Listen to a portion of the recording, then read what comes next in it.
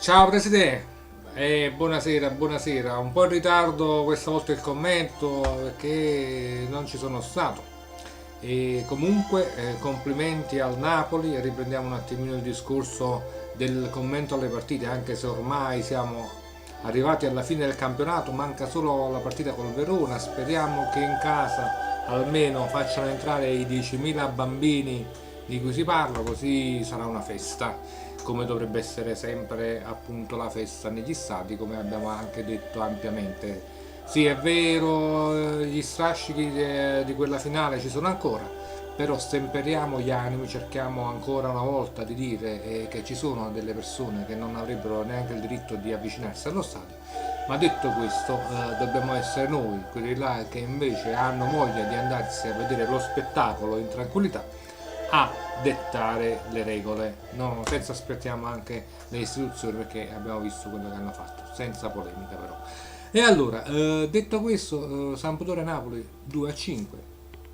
la manita, come si suol dire, gliel'abbiamo rifilata alla Sampdoria, è vero, due squadre che non avevano più nulla da chiedere al campionato, però Napoli ha fatto una grande partita, si sono rivisti in campo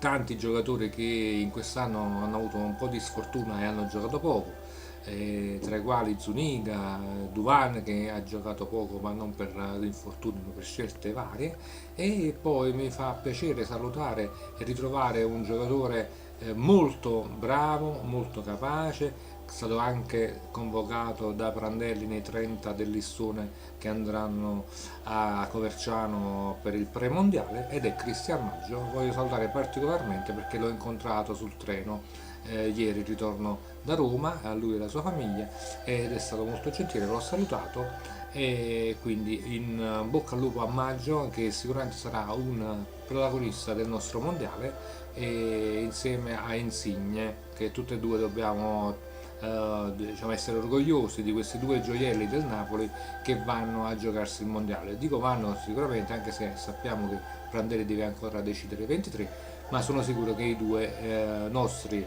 campioni rientreranno nella rosa che poi andrà in Brasile. Detto questo, poi tiferemo anche per l'Italia, non facciamo che non tifiamo Italia, siamo napoletani ma siamo anche italiani. Tutto ciò per salutare comunque il resto dei tifosi napoletani, e direi di salutare anche gli altri tifosi se vogliono ascoltare un po' di parole dette da Zigennà, Luis, Vinicio, Bruno Pesaola, detto appunto Zigennà. Ciao Presidente!